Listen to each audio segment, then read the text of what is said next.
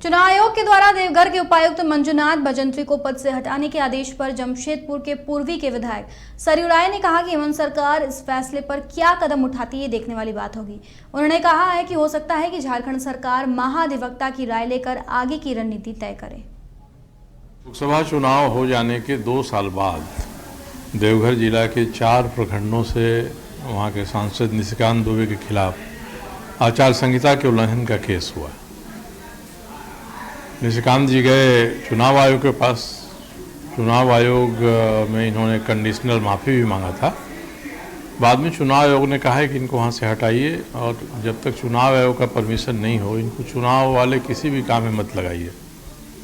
यही बात है जो आदेश है चुनाव आयोग का। अब सरकार उसको मानती है कि नहीं मानती है।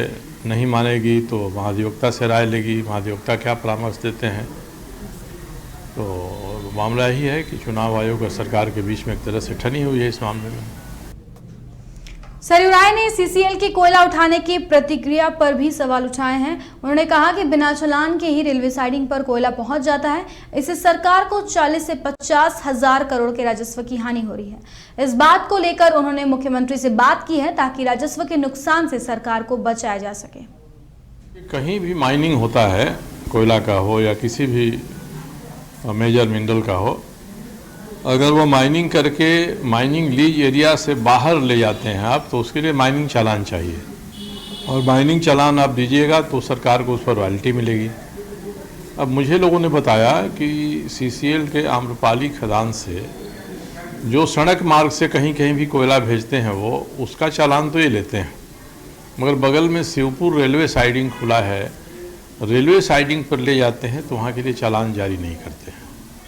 ये मुझे बताया गया तो मैंने मुख्यमंत्री से यही कहा कि भाई ये चालान जारी नहीं करने से राज्य की सरकार को रॉयल्टी के माध्यम से जो 30 करोड़ 40 करोड़ रुपए का राजस्व प्रत्येक महीना आना है उसका नुकसान हो रहा है।